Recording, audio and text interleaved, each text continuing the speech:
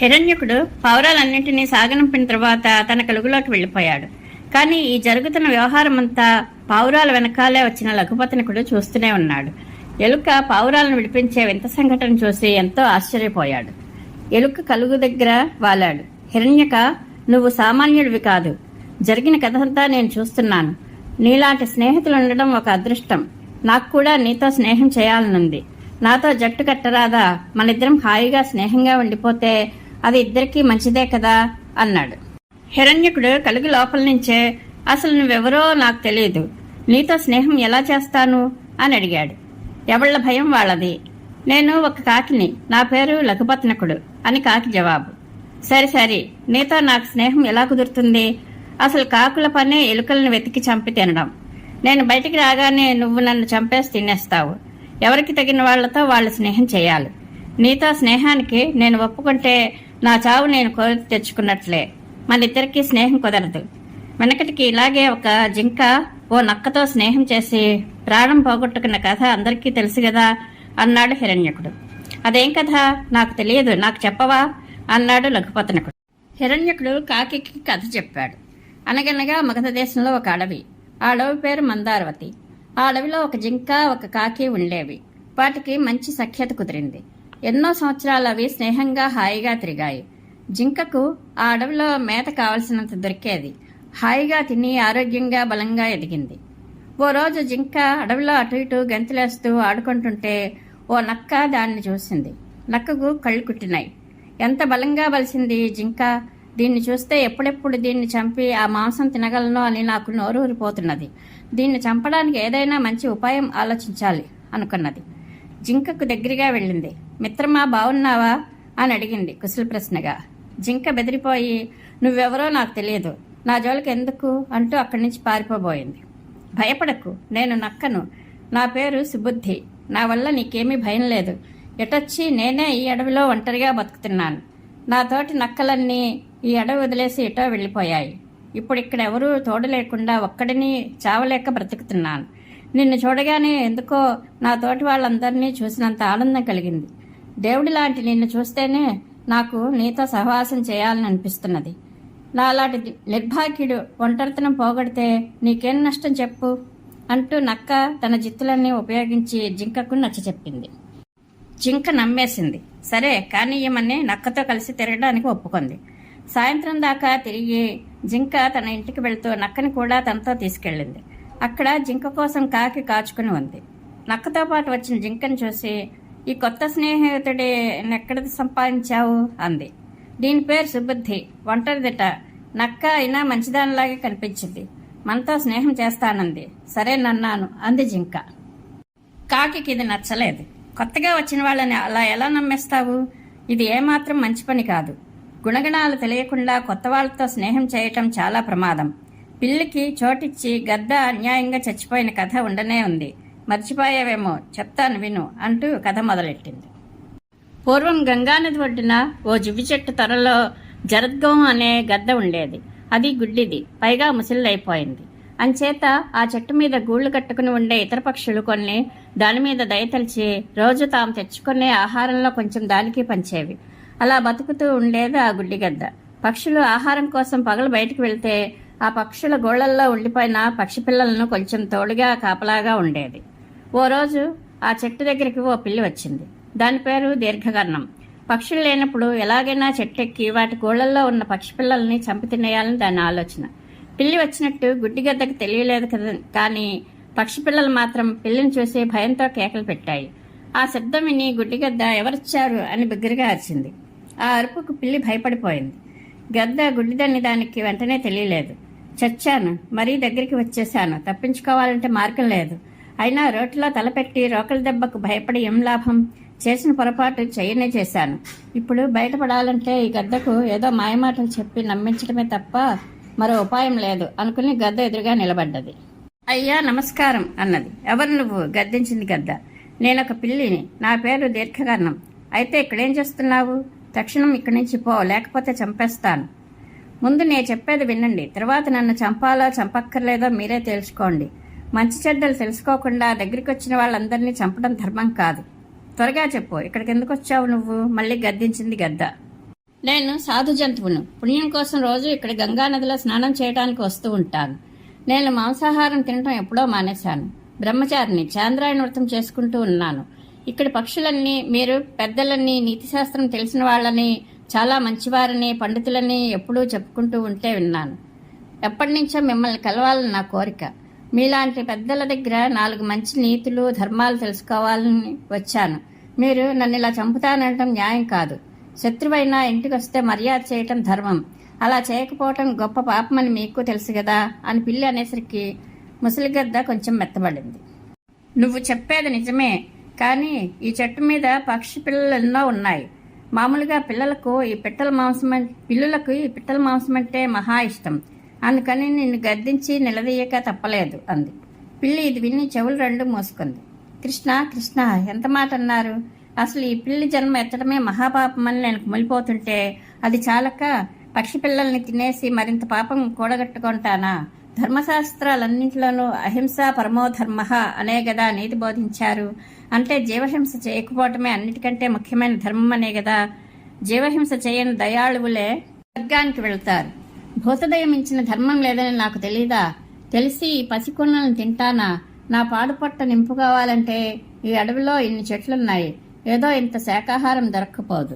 ఈ చిన్న చిన్న పెట్టాలను తినేసి నరకాన్ని పోవాలని నేనెందుకు కోరుకుంటాను అంటూ అతి వినయంగా మాయమాటలు వల్లించింది. ముసలిగద్ద ఈ మాటలన్నీ నమ్మేసింది.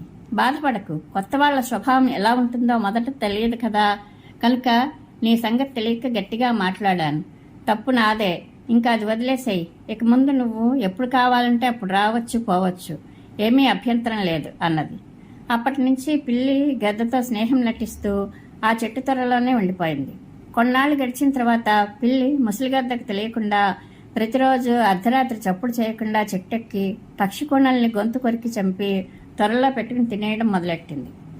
ఆ పక్షులకు తమ పిల్లలు ఎలా మాయమవుతున్నాయో అర్థం కాక అన్ని చోట్ల వెతకడం మొదలుపెట్టినాయి. ఆ విషయం తెలుసుకుని ఓ రోజు పిల్లి చల్లగా పారిపోయింది. పక్షులకు వెతకగా చెట్టు త్వరలో పక్షి కోనల బొంకలు కనబడ్డాయి.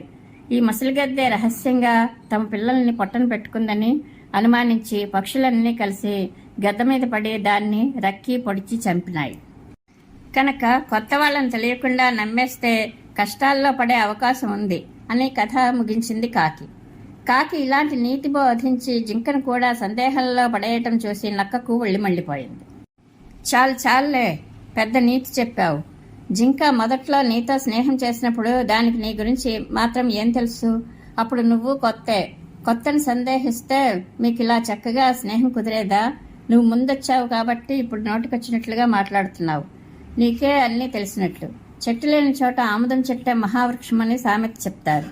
అలాగా మహానుభావులు లేని చోట అల్పబుద్ధి వాళ్ల మాట వీడు మనవాడు, వీడు పరాయివాడని లెక్కలు అల్పులకి. మహాత్ములకి ప్రపంచమంతా ఒకటే కుటుంబం, అందరూ కావలసిన వాళ్లే.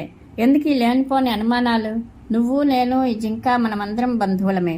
అందరం 4 రోజులు బతికి తర్వాత వెళ్ళిపోయేవాళ్లమే. ఈ ప్రపంచం ఉన్నన్నాళ్ళు బతకపోతున్నామా? యముడు ఏదో రోజు మనల్ని మింగేయటానికి సిద్ధంగా కాచుకునే ఉన్నాడు. ఈ 3 నాళ్ల ముచ్చటలో అనుమానాలు, శత్రుత్వాలు ఎందుకు?